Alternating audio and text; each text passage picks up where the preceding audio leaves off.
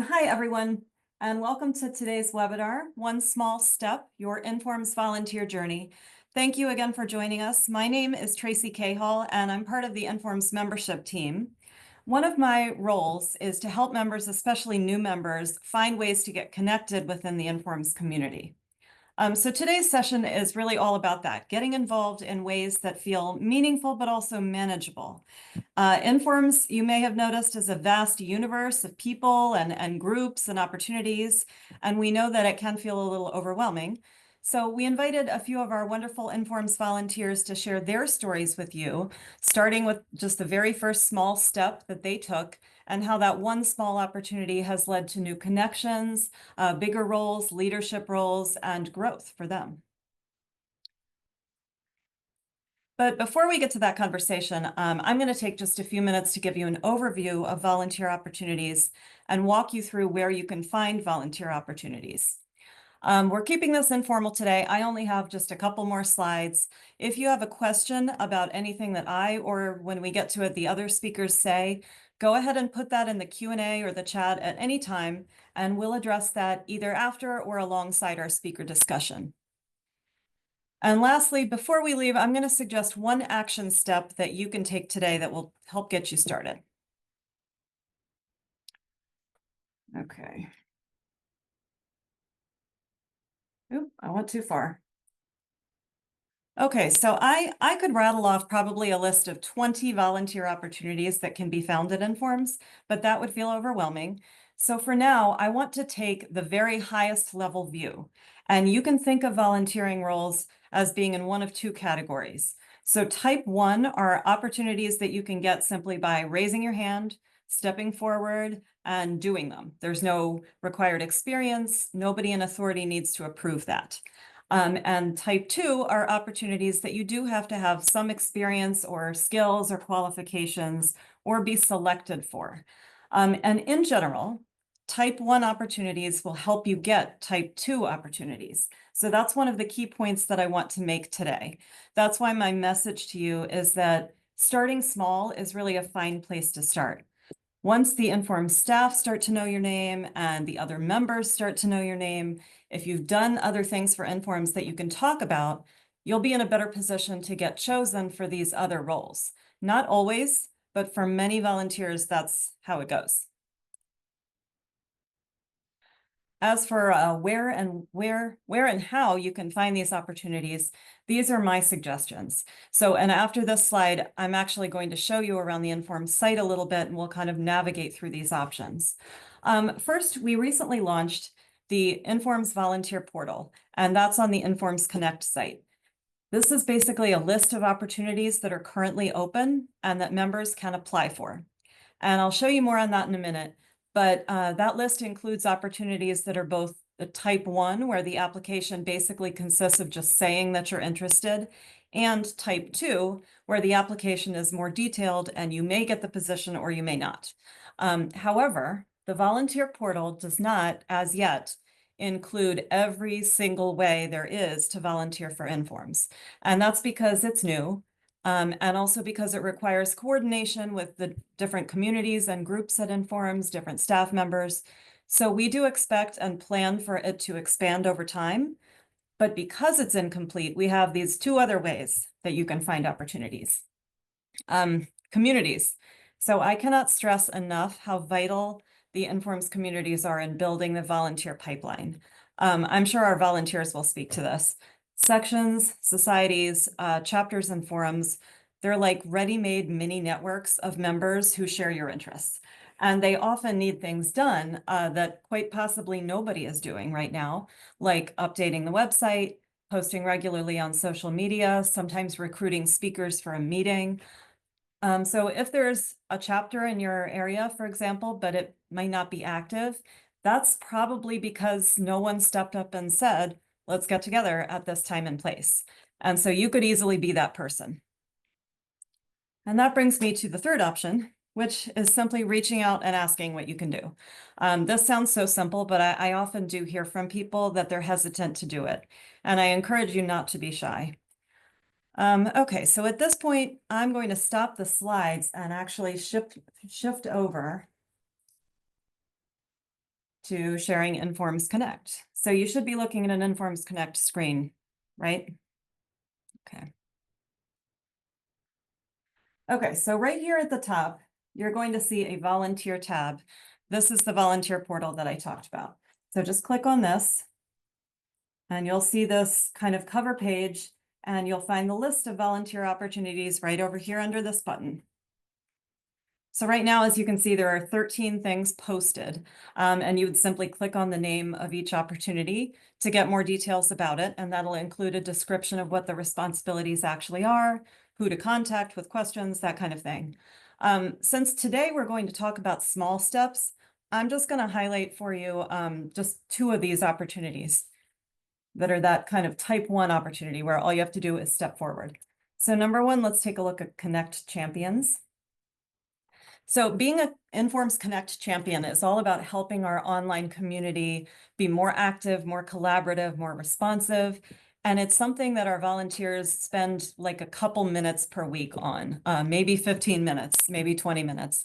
And how it works is once you sign up, you get an email every Friday from my colleague, Jill Capello, and she includes a list of posts on Informs Connect that had no response in the previous week. You go in and read them and see if there's something you can respond to and respond to it. And it's really that simple, but it does make an impact and it puts your name out there. I'll also show you that to sign up for it, it's as simple as clicking that button. So now I'm a volunteer and I'm on Jill's list. And then you can also cancel if you decide to back out. And then the other one I'm going to show you is this video presentation, Be a Voice for Informs. So this is something that can literally be done in minutes. You can do it one time, you can do it a lot of times. So let's say, for example, that you just attended a community webinar. Maybe you heard a really interesting speaker speak about a topic that you're passionate about. Just simply take out your phone, record a short video. You can send it to Jill and we'll post it on Inform's social media. And first-person testimonials can be really helpful to Informs. They can be really informative to prospective members and even existing members who may not know that certain opportunities exist. And it also helps kind of establish you as part of the community and put your name out there. So these things are small, but they are impactful. Okay, now I'm just going to show communities as well, because I spoke about that and how they're a good kind of stepping stone and a way to get involved. When you're logged into Informs Connect, you can find your list of communities that you belong to. So my person, I'm logged in as a test member, I think. So let's navigate to the Minority Issues Forum. Every community has their own little site and they have their own kind of discussion thread, discussion board. Oftentimes when there are opportunities available, the communities will post them here. So if there's something they're looking for people to do or an opportunity for you to apply for something, you may find it here in this thread. You could also post a new message and write to the people of this community and say, hey, I have this skill or this interest. What can I help with? And then the other thing that kind of gets into the reaching out and asking aspect of it. So for that, I want to show you, I'll go through the Informs site for this one. So let's say there's a community that you're interested in joining, but you're not actually a member of it, so you can't access it on Informs Connect.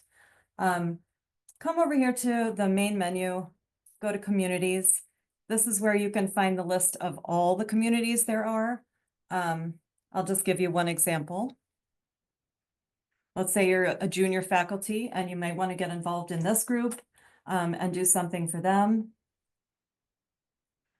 All the communities have this page called About Us and Officers, or it'll say officers or leadership or board or something along those lines.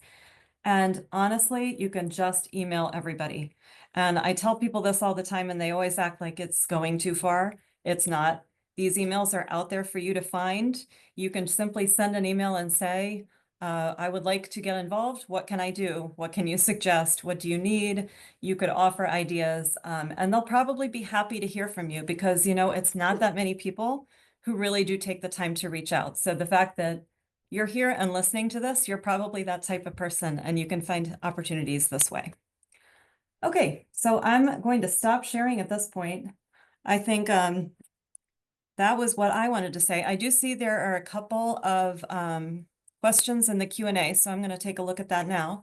Somebody asked if we'll be provided with the slide deck. Yes, I can send you the slide deck. I also intend to send just a follow-up email with the recording later. So I can provide the slides too. And someone else says that they can't see the volunteer tab in their page. So my guess would be that you're either not logged in or you don't have an active membership at this time.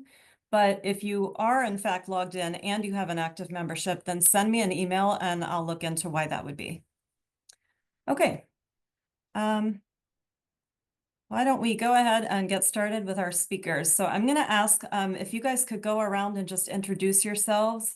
Just say your name, where you work, what you do, how you got involved with Informs. Well, actually, save the how you got involved with Informs, and we'll talk about that in a minute. But we'll just do a round robin for now. Catherine, let's start with you. Hi, I'm Catherine. I'm a senior operations research analyst at Avista. Avista is a utilities company in Spokane, Washington. I'm 100% remote and I live outside Washington, D.C. Hey, Bernie. Hello, everybody. I'm Bernie Quiroga. I'm an associate professor of supply chain management at West Virginia University, and I usually teach courses in logistics. I have a long experience in analytics. Happy to be here. Mary. Hi, I'm Mary. I'm a fourth year PhD student at Penn State University in IENOR. Awesome, thank you. So now I would love for you each to tell us just about the very first way that you got involved in Informs. So what made you say yes to that opportunity? Was it something that you sought out, or did somebody ask you to get involved? How did that go for you?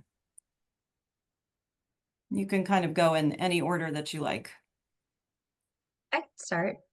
Sure. My first time getting involved was actually because of my advisor. He found the opportunity to be an Informs DI ambassador somewhere. I'm not sure if it was an email or on the website.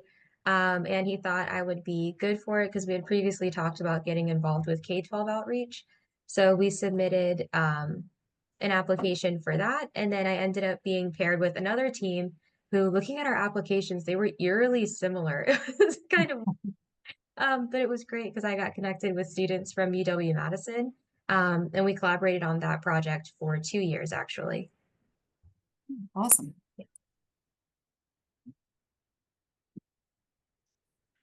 I can go next. So my first official involvement in Informs was my undergrad because we had an OR major, which was what I was, and in my school, which is the U.S. Coast Guard Academy, whatever major you was had a club, and you were required to be in that club. So I was in Informs chapter there. Didn't know what Informs was. Learned it was a bigger thing than just the name of our school club. I think when I was a senior. And then I worked for a few years, was involved in Informs, got my master's degree. There was an Informs chapter there, but wasn't active at the time. And then when I finished my master's degree, I was working at Coast Guard headquarters in DC, and a colleague was like, "Hey, there's this like event coming up if you want to go to it." And it was the local chapter in DC called WinForms, the Washington DC chapter of Informs. So I started going to that, and then when the election cycle came up, they said, "Hey, you show up sometimes. Do you want to be a trustee?" And I'm like, "What?" So I could do something here. I don't know. And they're like, "Yeah, you don't even have to be a member of Informs. You just have to be a member of the chapter." And it's you meet once a month and maybe help plan stuff, maybe not. We'll see. It's to your commitment. And I said, well, I'll leave here 2 more years, so perfect timing. And then that's got start a big chain of other events. But it was just someone saying, you show up. How about you come be on this board because we need people to be on the board. Okay. Yeah, that's a great example of how getting your name and yourself just in front of other people leads to bigger stuff. Bernie? Yeah, what Catherine said resonated with me a lot. I started to come to Informs annual meetings when I was a grad student back in 2012 was my first conference. And ever since I never stopped coming. So since I showed up at some point, people in different communities said, why don't you join us and start to put together sessions for our meetings? And that's what I've been doing for the past 13 years. Wow. Okay, thank you. So Let's talk then about kind of what happened next after those first initial involvements with Informs. What did it open the door to for all of you? My answer is going to be really long here. Go ahead. But Go for it. I'll try to keep it short. So I was a trustee in DC, kind of seeing stuff running. I really just, was being involved. I mostly just like the ability to go to local events in the area to meet other people, learn what other people were doing in OR. I knew I was about to go in the military. I wanted to see what's just going on. What can I learn from my job I had at the time? Then I moved to Houston, and I moved to Houston. Didn't know anyone, freshly out of the Coast Guard. I had a job because I went to the analyst conference that happened in Baltimore. So I found a job there. And then I moved to Houston, don't really know anyone else other than the people I now work with. And I was like, well, I'll go to the local chapter. I'll go do like I did in Houston, did in DC, I'll do that.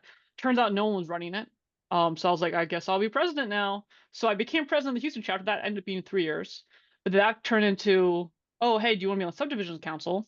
Don't know what that was, but it included a free 1-day trip to Maryland. So I said, sign me up. And then that turned into, hey, do you want to run for VP chapters and forums? Didn't know what that meant either. Turns out no one else volunteered to run, so I ran unopposed. And then I was a member of the Informs board for 2 years. That turned into a bunch of other stuff. So that I ended up being the chair of the 2024 Analytics Plus conference. I ended up joining the Analytics Certification Board. I have a whole list of other things I'm involved with now, but it just became this. I just wanted to go to happy hours in Houston. When I moved there, found out no one else was doing it, so I guess I was going to do it then. And that just turned into other things. And pretty much any role I've had in Informs has been someone asking me, and I had no idea it was even possible, or seeing that no one else was doing it and being like, well, I want to see that work done, so I guess I'll just do it myself. Yeah, I think Catherine's story is so fascinating because it's also true that all this stuff happened within what, the last like 5-6 years, something along those lines. I moved to Houston 2018, so yeah, the 6-7 years from I guess I'm president of the Houston chapter now to Right. I have a whole list of things I'm involved with. Yes, it can snowball quickly once you become known as someone who can do stuff. Mary, we'll go to you. Yeah, so I started as an Informs DI ambassador it starts in January, so that was 2022. It was my first year in the PhD program at Penn State, and then that when I went to the first conference I'd ever been to, also in 2021, we have to present our projects, and we got the opportunity to also speak at the MIF reception, the Minorities Issues Forum session or reception at the conference, and that was really great. So that's where I met a lot of people. I think they just selected 2 projects. They were just really quick, like couple-minute presentations. But a lot of people came up and spoke to us afterwards. So that was really great. I got to meet a lot of people at that reception. And then the next year, I think is when I was asked to join the Squid Squad, which is now the Navigators. So I got to do that 2 years in a row, and that was also great. So that first year in the Navigators, I went to the welcome breakfast for all the new Informs members, and that was awesome. So, you get to sit at a table with everyone, chat, post a bunch of stuff on LinkedIn, which also, if you tag everybody, then you have a bunch of new friends on LinkedIn. You can find each other throughout the conferences. And I think all of those, I honestly think just meeting so many different people at those few events at the conference made a really big difference. And then they all wanted to get involved with stuff, so that was fun. And then because of the K-12 outreach stuff that I was doing as an ambassador, I got involved with our Informs chapter at Penn State. So I was always a member, but this past year I served as vice president. And that was also very fun. I think volunteering is fun, but I think that was a really great time. We did a lot of fun things for our chapter, and yeah, so it was just, I don't know if that's like big things, but it was just a few things leading to other random things that I had a really fun time with, and I feel like it just keeps like snowballing, just a few layers at a time. Yeah, I think it happens that way for a lot of people. And, part of our Quest Inform staff is we want more members, especially new members, to feel like they have the door open into that sort of thing. Because like you're all sort of showing in your answers, usually it just starts in one little place and then it goes from there. So Bernie, how about you?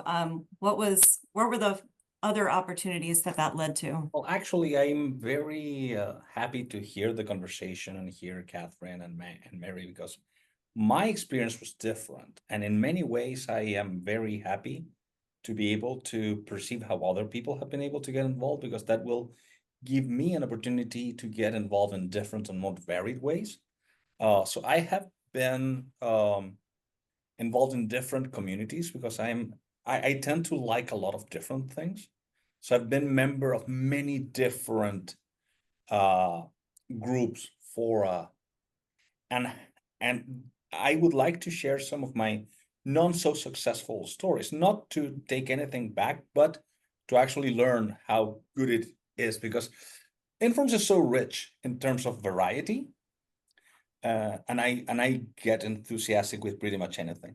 So I've been finding places that sound like fun to get involved with, and not every community will seem to be that fun after you join it. And I say fun in the most general way, intellectual interests, activity interests whatsoever. So if anything, I would love to share that it's very good not to feel disheartened if you find a community that doesn't feel quite as welcoming, because there's a plethora of others that will.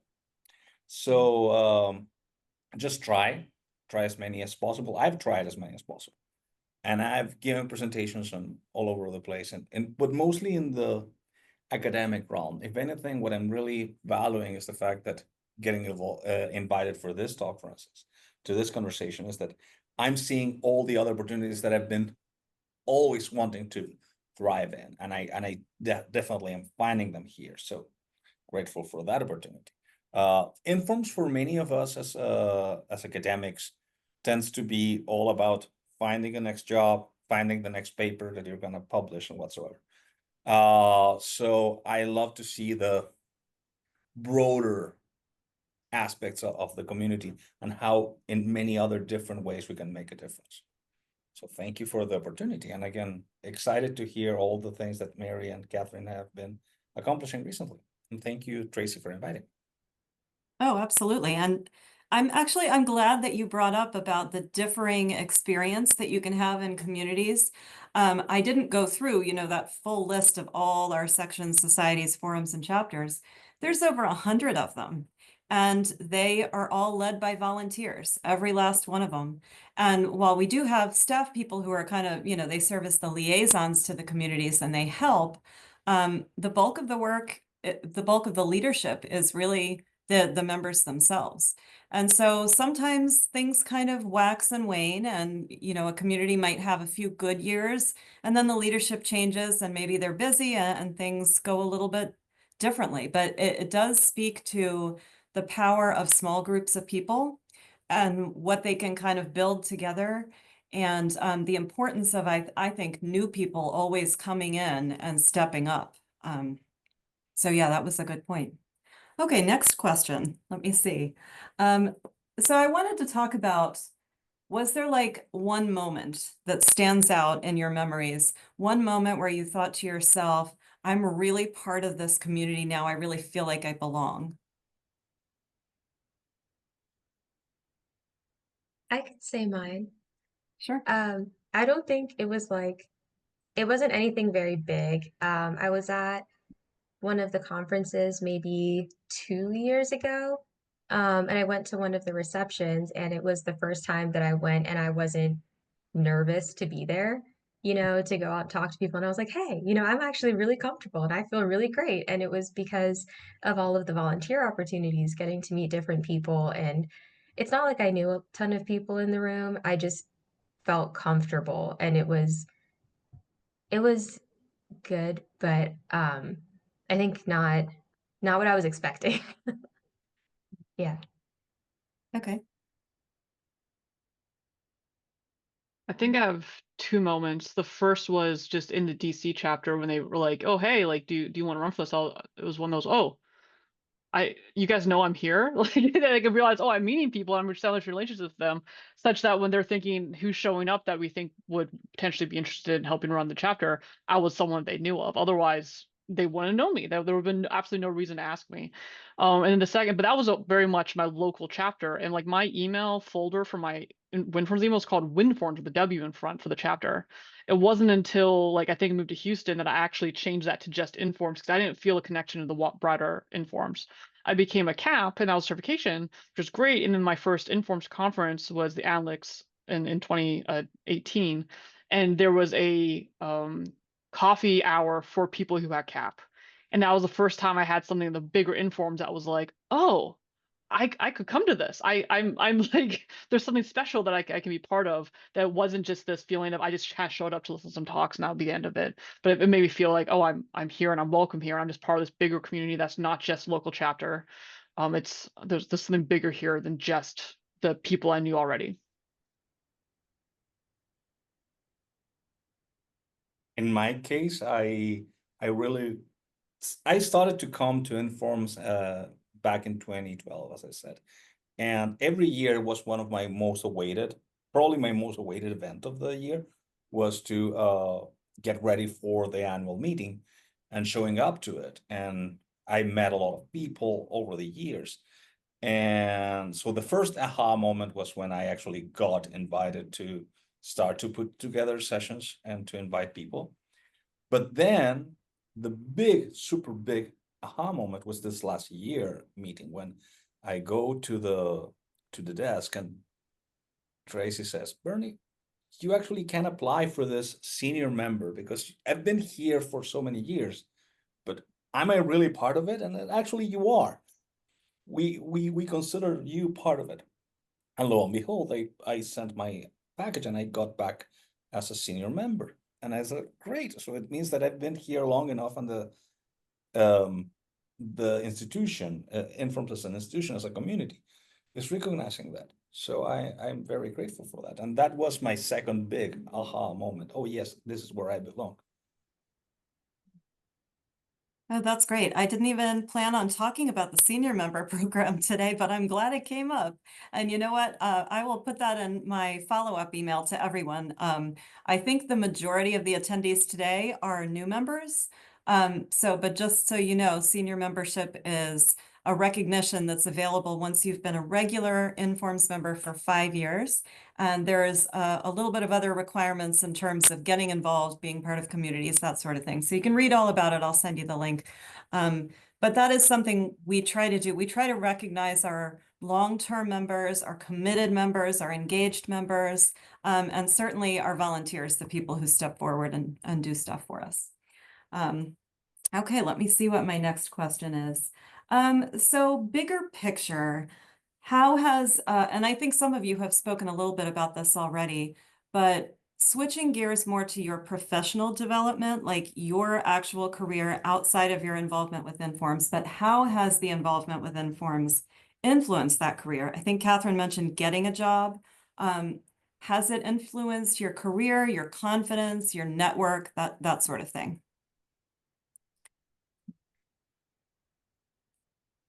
Well, so you already mentioned, yes, I got a job from meeting someone at a conference. And then my current job came from someone just finding me on LinkedIn and be like, hey, I think you meet the requirements we're looking for. And turns out it was exactly what I was looking for too. But then during the interview process, I had things to say that weren't just projects I worked on. And sometimes working on projects, I was a consultant and some I wasn't allowed to talk about. And when I was in the military, I also worked on some things I couldn't talk about. But I have informed stuff I can talk about. And also the ability to say I've talked in front of people. I end up doing a lot of public speaking things through Informs, whether giving talks or like I had to MC the student award ceremony 2 years. I was the VP Chapter Forums. No one told me this in advance. It was a surprise. You're going to MC this, so figure that out. But I then have these skill sets I've been able to practice of speaking in front of people, hosting things that help me out in all sorts of ways. And also with analytics, a big thing, especially at working in practice, is the communication skills. And a lot of people don't have it. A lot of programs do not have communication specifically in their curriculums. My master's degree did not. So I've been able to practice all these things through my roles in Informs.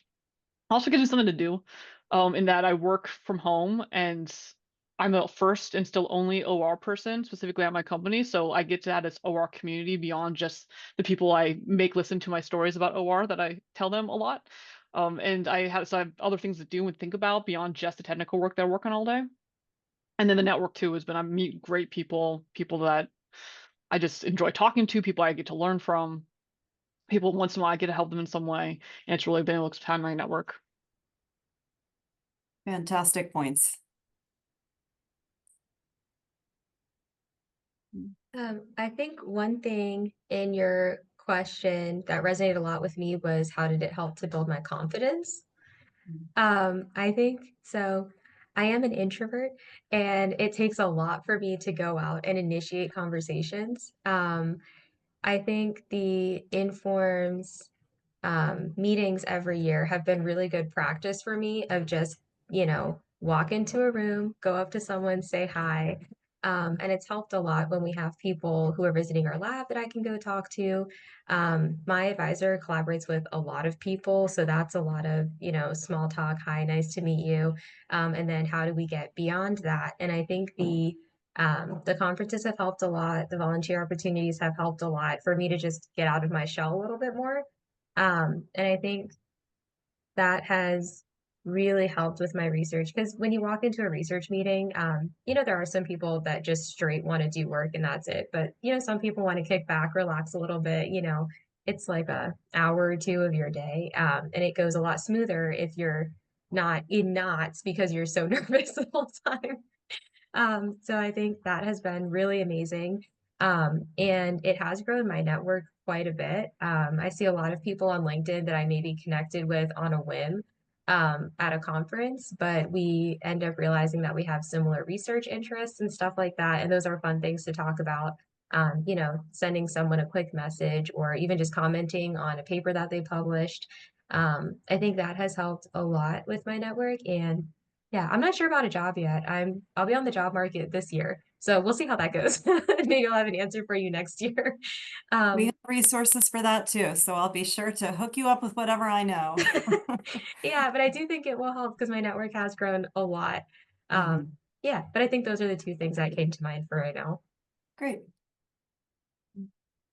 Well, in my case, I'm super grateful because, well, from a very specific standpoint, my first job I got after an interview in the Informs meeting back in San Francisco in 2014.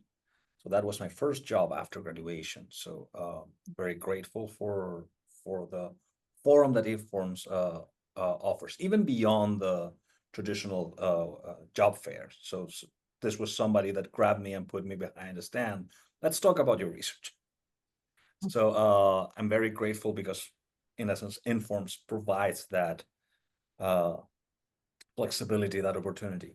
But also, I'm a researcher. I regularly publish research, and many of my best research ideas have matured from and into Informs conferences. I've been able to present a lot of research, and I've been able to witness other research to enrich my own. And I've been getting a lot of rewards, not only within the Informs community, but outside. And I would be remiss if I didn't acknowledge the fact that a lot of the frontier knowledge that I've been able to acquire has originated at Informs to begin with. So, and I'm very proud that a lot of the research we do as an OR MS community is really grounded in the real world. We mostly don't work on hypothetical scenarios. We actually work helping people's lives. We work on. We got an award with one of my former grad students on reducing time for response and in stroke care, and that got an award from a journal, not an Informs journal, but again, the research we developed, that we present at the conferences, that we learn about at the conferences, is research that actually changes lives. So I'm very grateful for that. Is that in this environment of philistinism sometimes, where people don't really seem to value the worth of science, Informs makes a huge change and a huge difference. The way how as a community we helped all over the world to battle the COVID pandemic, for instance, makes me really proud as an Informs community on how we all brought together all the brain power that we have to help face it, and to bring scientific facts to the game. So there were very few places to be quite as well equipped to face such a scenario like the way the one we faced 5 years ago than Informs. Thank you. Yeah, that's really interesting. It's been inspiring to watch from my perspective as well. Just the community that we have here, it's really amazing. All right, next question. Would you say that there was an experience or maybe a connection that you made through Informs so far that has felt especially meaningful?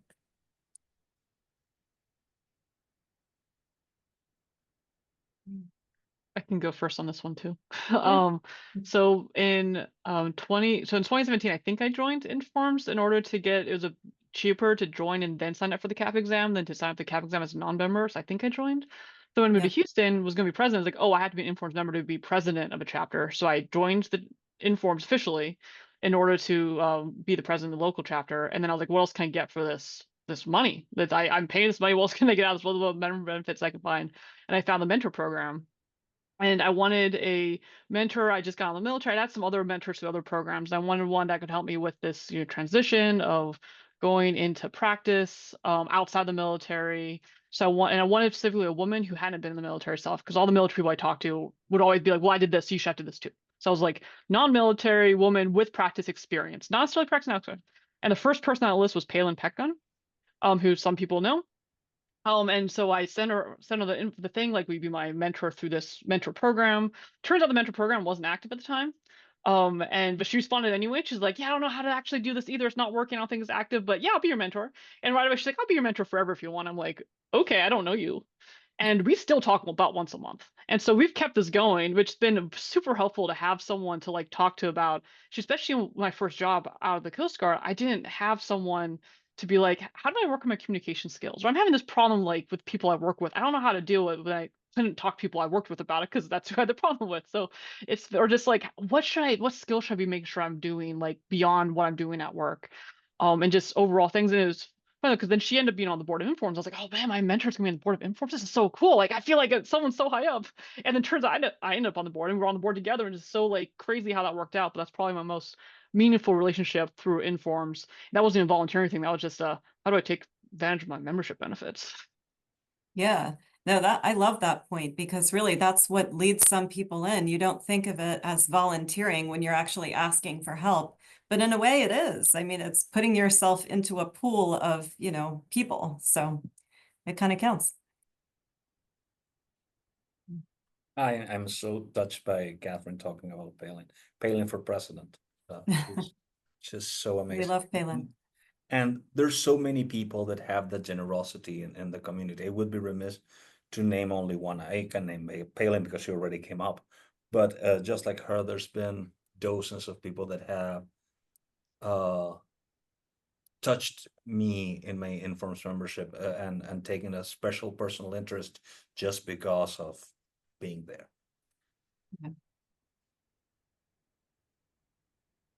I think the experience that was most meaningful for me was the first year I was a DEI ambassador. We did like a pilot test of the workshop we created for K-12 outreach at the UW-Madison. It was some kind of virtual summer camp, so I was able to lead it. Even from Penn State, I didn't have to go anywhere, which was nice. And I really loved it because we had spent so much time working on it not just being a presentation, but an interactive workshop, even though we were still virtual. And the feedback that we got back from the students, I think the one question that touched us the most was we did like a pre and post survey. And one of the questions was, do you feel that you would, or like how confident do you feel that you would be in a STEM field click on a range of 1 to 5. And before the workshop, most of them were like at maybe a 2 or 3. Afterwards, it was like a range of 3 to 5. And it was really cool. It was just 1 hour.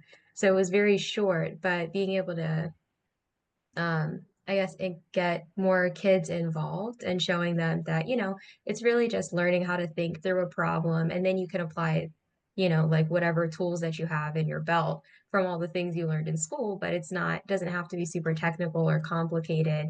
That was really, really meaningful to me. And that's what made us want to do a second year and then try to reach out to the Informs chapters to incorporate it.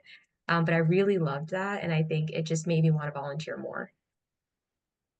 That's really awesome. Wonderful story. Now, what about something you wish you had known before you got involved or at the time you got involved?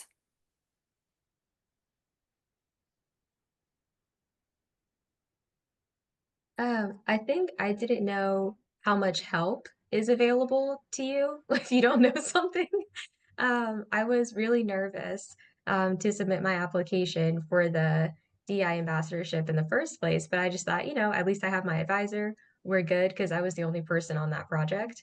And then I did end up getting paired with the UW-Madison students, but the amount of leadership and guidance that we got from the DEI board and the people who put all of this together was so helpful. We had regular meetings.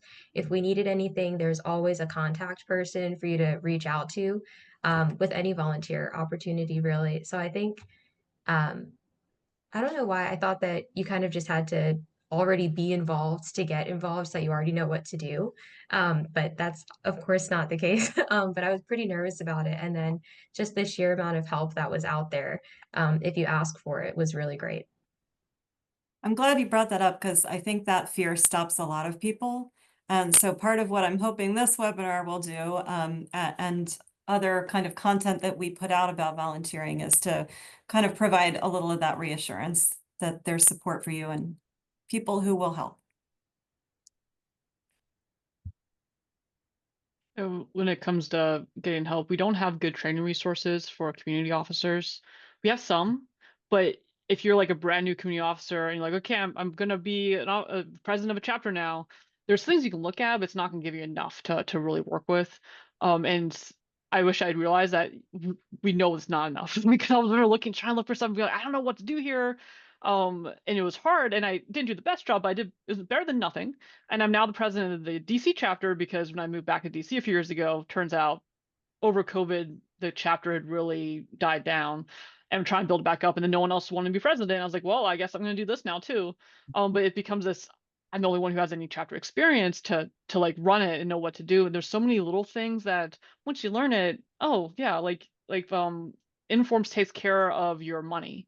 So you don't have to go open some bank account yourself. That is not student chapters. That's one type of I'm not talking about now, but if local chapters, forums, so forth, that you don't have to worry about like making a bank account or anything else. Informs takes care of all that. It's so convenient. They'll also make sure you don't violate any nonprofit rules too, which is also so much less to worry about than if you were like I'm used to be involved in Toastmasters, and each Toastmasters club, like you have to run your own like bank account, make sure you're following all these rules, and there's a lot to it, and you don't have to worry about that.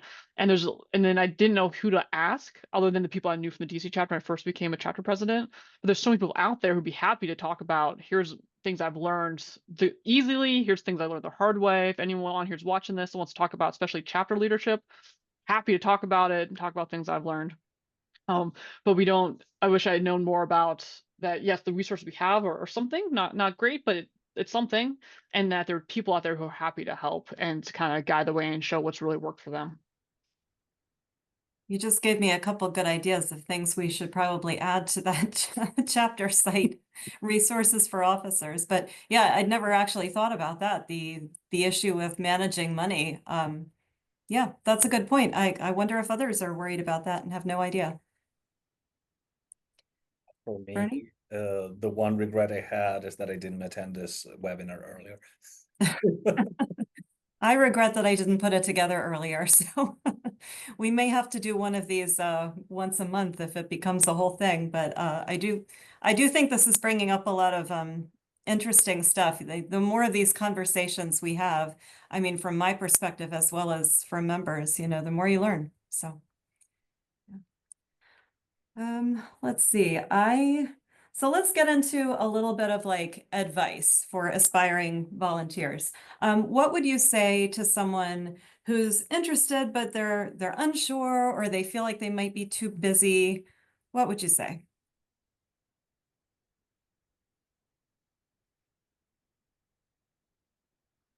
Well, I would say I completely understand the too busy part. I started volunteering when I was in my first year of the PhD, so I felt like I was drowning already, but I was like, let's just give it a shot. Um, so now that that volunteer website is up, I didn't know that that was available. I really appreciate that you all included the time aspect, because that was always something that I was concerned about. But as far as getting started with volunteering, I think just jump in. Because I mean, I think um, you know, dipping, yeah, just jump all the way in. It's not as scary as it seems. From a super introvert to what I feel like a lot of researchers and scientists are, to other introverts, it's not as scary as it looks. I do think that there are a lot of people to help you, and from what I gathered from every volunteer opportunity with Informs, they're just happy that you're doing it. So whatever time commitment um, you're able to contribute, if you communicate that up front, I think there's always a way that they can work with you or find something for you that would fit within that. They're never going to ask you to like stretch yourself thin. And yeah, I think just asking and jumping in all the way and then just kind of figuring it out along the way. Because I do think that there are a lot of people to help. Um, yeah, and it's not as scary as it seems. Yeah. And in case you didn't know, Informs does have a professional staff. I'm one of like 45 to 50 total people that we have. So yes, the support is there, and we'll never expect you to prioritize your volunteer work over your actual job or your research or your studies. Yeah. With Mary saying that the introvert, I'm also like sort of an extreme introvert, like talking to people wears me out. But I like talking to people, but also I like having a job. If I have a job, I will do that job. And sometimes it's the job that no one else is doing. Like I know how to use a cotton candy machine. I'm really good at it. Haven't done one in a while, but it started when I'd go to like high school and college. Sometimes someone would like plan a party and they'd rent a cotton candy machine and no one knew how to use it. Well, if I was the one running it, now I got a job, and I am much more comfortable because I have a job. And so sometimes it's just you need someone to run the cotton candy machine, and you don't even know that they need that until you're there, and then it becomes, oh, I have a skill set that's helpful here. Like in the DC area, we want more involvement, but we just don't know what that means because some people just like the events you're having, we don't. I'm not going to be able to attend. Well, I want to know what you will attend. If you tell me that you'll attend something certain place, I will plan that within reason. I'm not going to plan you a full day conference. But if you say I really want to see an event at a certain place, we can do that. And like I don't me and some of the other most officers aren't in schools, like we're not academics, and so it's like we don't have anyone right now on the board who has access to reserve rooms at George Washington University. We have one person who has a DC library card. She sometimes will be able to reserve us a room at the library. That's what we need. And we just need, sometimes we need people that are not on the board who can say, hey, I have a classroom you can use. Or I know this place is really, really good to have. Or I know a whole group of people in my office who love an event and certain thing, and I'll bring them if you have this event. Or I know a speaker, or I am a speaker. I'll give this talk that it's going to go well for the community. Great. We just need all these little things done. It's hard. It's a lot of little things that add up. So if there's a little thing you want to do or you want to see done, volunteer to yourself. Yeah, excellent. And I want to re-emphasize something you said too, which is that I do think a lot of our members are introverts, like they just self-identify that way. And I find that for most introverts, having a job that is assigned to you is like a way to not feel nervous about it. I know for me, it's the same thing. Like if I'm just there, I don't know what to do with myself, but if I have a purpose, now I'm not nervous anymore. It's very clear why I'm supposed to be there. And I think that does wonders for a lot of people. So volunteering is not just helping us, it's really helping you to fit in. It's helping you to feel comfortable. So I've just noticed that again and again. I echo everything that you've said. I have one more thing to add only, is that if you find yourself in a community that doesn't seem welcoming, hop to the next one, okay?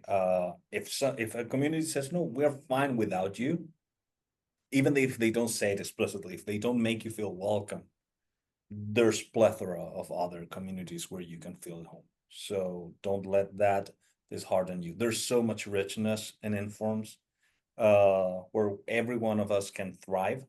But there's a shame that because of one little group you didn't quite fit in, that you deprive yourself from enjoying the informs experience, so to speak. Yeah, that's very true. Communities do vary and the people who run them vary, and also people are busy. So it's possible if you reach out at one point, it's just not the right time. So don't get discouraged if you're not getting the response that you expected or that you wanted. Okay, so we've kind of covered, I was gonna ask about like opportunities that don't take much time, but actually if you go to that volunteer portal, you'll see a few. I had pointed out a few, and there are others as well that are very low commitment type things, stuff you can get done in minutes to hours. We also, of course, have like committee positions. That is a much longer commitment. Usually that's something you would do over 1 year, 2 years, sometimes even 3-year terms for our committees. And in fact, there's an opportunity that's not on the portal yet, but will be probably later this week. And that's a student committee. So if any of you are students listening to this, you're going to see that opportunity come up. And I'll point it out to you too if I send the follow-up email and it's already up. And that's something you can apply for, even if you don't have experience doing smaller opportunities. That's going to be open. You can at least apply, and you may or may not be selected, but we really encourage you to not be afraid to try it. So I'm going to skip to my last question, which is just, what's your favorite thing about being part of Informs? Or you could answer that, or you could answer just any last thoughts that you want to leave people with.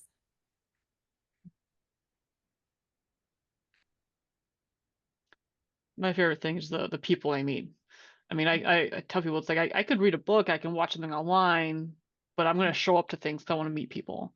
I want to meet people locally via the local chapter. I want to meet veterans via the Veterans Forum. And there's all these different communities out there. And that's how I'm going to learn and grow, is by meeting people. So I really appreciate being able to meet people, and Informs people tend to be really nice. And so it's very, very easy to meet. And people told me this when I first started getting involved, like, oh, Informs people are nice. And I'm like, okay. And it's true. And it's very much, once in a while you'll count something like, this wasn't for me, and okay, well, there's plenty of other things for you. So to me, it's all comes down to the people and the being part of a nonprofit that's serving society to better operations research.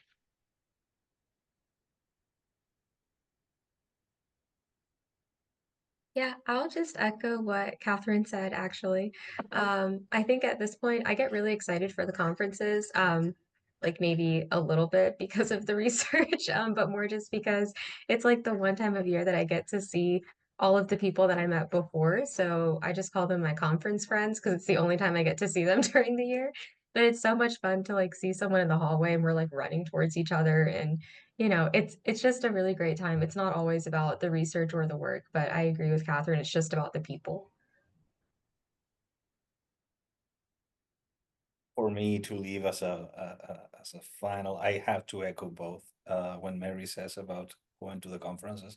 I'm originally from Chile, and most of the OR community I met from Chile, they have a huge community. I met them at Informs, the annual meeting. So it's easier to meet them here in the US than when I'm back home. And I'm very grateful because in essence that gives you a sense of belonging, and that I'm very, very grateful. As Mary says, we go to the annual meeting to see the people that we meet once a year, my conference friends, and that's and what she says now, being about to graduate, is what I've been experiencing for the last 13 years. Okay, so thank you for that.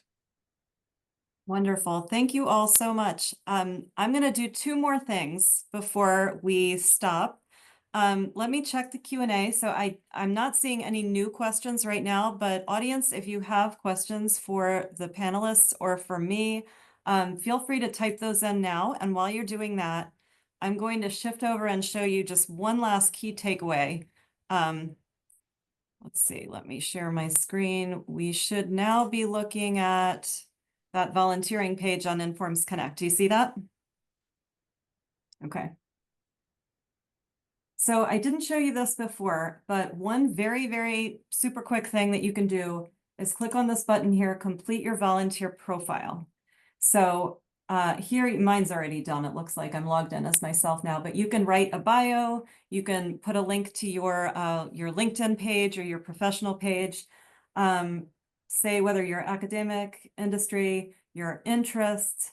And what this does, you can also switch this thing over to say yes, invite me to volunteer when opportunities match my expertise. So as I said, the volunteer portal is kind of new and we haven't been using it to its fullest capacity yet. But ultimately, what we hope to do is build this online pool of willing volunteers, basically, so that when we're getting ready to roll out a new opportunity and list it on the list of opportunities, we can also use the system to find people who might match that opportunity and contact them about it and encourage them to apply. So I think it's worth doing to go ahead and put in that volunteer profile, make yourself part of that pool for us to find later on. So that's my action step for you today. If you could all do that, it only takes a few minutes. Just all you have to do is go to Informs Connect, click on that volunteer tab. And for the person who said that you don't have the volunteer tab, like I said, just email, if you're signed in and you're a member and you don't see it, email me and we'll figure out why. Okay, I don't see any other questions in the Q&A. We've had an amazing conversation. Thank you so much, Catherine, Bernie, and Mary. I really appreciate you joining for this, and you all have very interesting and different stories, and I hope that was helpful to the attendees to hear. And I think we will go ahead and call it. So Thanks for putting this together, Tracy. Thank you so Absolutely. much.